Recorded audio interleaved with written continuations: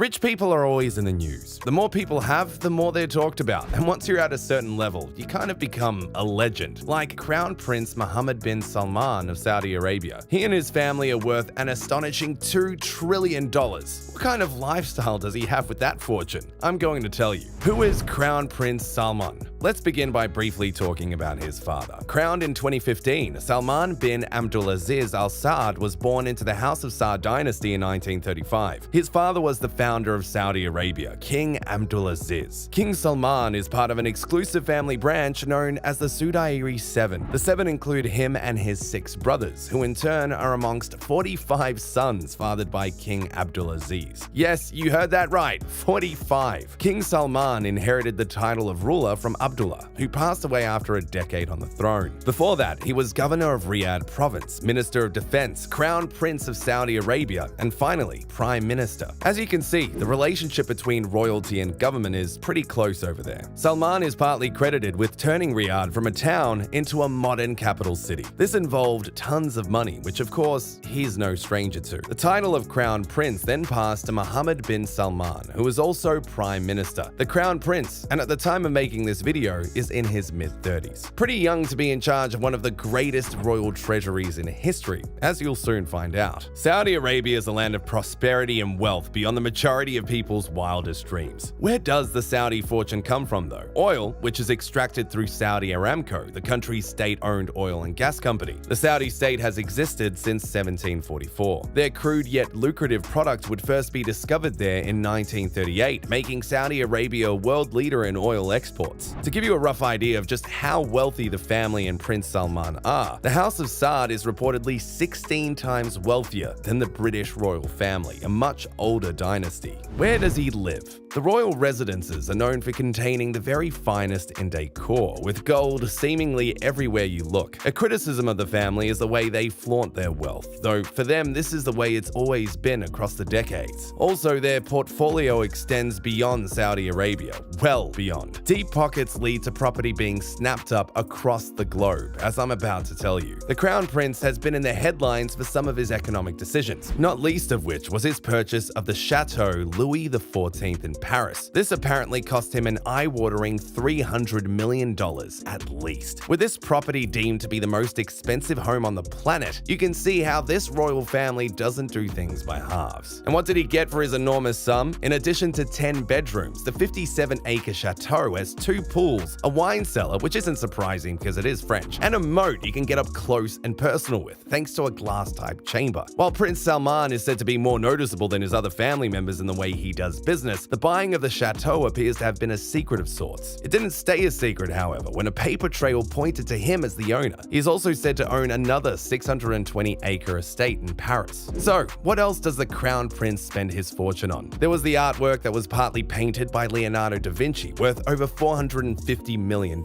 Salvator Mundi set a record for an art purchase. The title is Latin for Savior of the World, and is also called Jesus Christ. Another example of Prince Salman not just splashing the cash, but unleashing a tsunami of money. As with the purchase of the chateau, it wasn't entirely clear that Prince Salman was the owner of the painting. Some sources refer to him as the rumored owner. The man himself states that he is by nature a rich individual and seemingly has no problem with showing that off. How does he travel? Crown Prince Salman likes to travel in style, which shouldn't come as a surprise. The wealthiest people are closely associated with super yachts, and he is no different. In 2015, it was reported that he'd spent $500 million on one. Don't tell me that that's not a serene scene. The 439-foot-long vessel is called the Serene, and it was the 9th largest boat of its type in the world. Now, there are double-decker boats, but have you heard of one with 6 levels? Alongside the helipad is a giant on-deck tub which you can wallow in as you look out into the ocean. There's also a jacuzzi and 7 pools. Kinda strange that there are so many places you can get wet, given that you are traveling on the water in the first place. One destination he is most definitely traveling to is a mega city. Yes, Yes, you heard that correctly. While we think of comic books like Judge Dredd when someone mentions a megacity, Prince Salman is the kind of influential person who can make that dream a reality. How much is it costing for him to construct this epic project, which is called NEOM? $500 billion. It's occupying a 10,200 square mile area along the Red Sea and is reportedly 17 times the size of London. What does he want to do with this new city? The aim is to apparently create a technological and cultural center inside a city-state that will become world-class. If that doesn't sound eye-opening enough, the territory is also hoping to have flying taxis and robot dinosaurs, as well as be lit by an artificial moon. These fantasy concepts sound odd coming from a member of the Saudi royal family, perhaps, but then again, this is the man who threw what must be the world's biggest party on a private island in the Maldives. The Party Prince? The Crown Prince allegedly likes a party, according to a 2020 book, Blood and Oil by Bradley Hope and Justin Sheck. In 2015, he reportedly hired an island named Valar for an epic good time that apparently was planned to last not just days, but weeks, with rumored celebrity guests like Jennifer Lopez booked to provide the entertainment. This was the very definition of lavish. $50 million was the price tag for this huge gathering. The gender balance on the island was also said to be a little uneven. The ladies more than outnumbered the men, according to reports, and the story goes that when the women arrived, they had to take a test for sexually transmitted diseases. The party lasted just a few days. How come? Did the prince tire himself out with his alleged partying? No, he drew too much attention and so decided to get out while the going was good. The secret appears to have been kept for a few years till the Blood and Oil book was released. What he stands to inherit.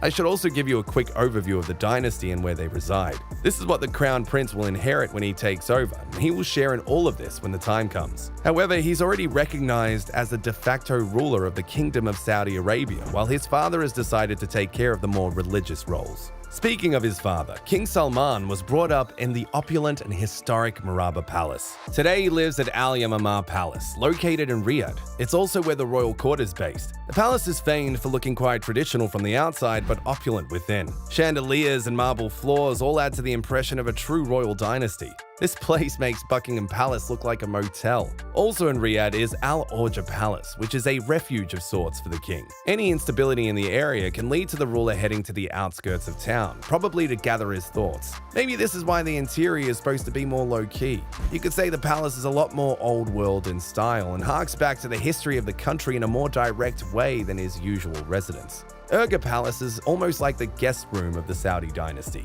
Here the emphasis is on wealth, as the king dazzles his visitors with stunning yet strange details. Much has been mentioned about when the then President Obama dropped by whilst in Riyadh. The king sat in what appeared to be a golden paradise, where even the tissue dispenser was made of gold. Everywhere you look, there's luxury at an unimaginable price tag. All this will be Prince Salman's one day, and his alone, no contest. Is he up to the challenge? Time will tell. Would you like to know more about how the top 1% on the planet live? Check out these other videos.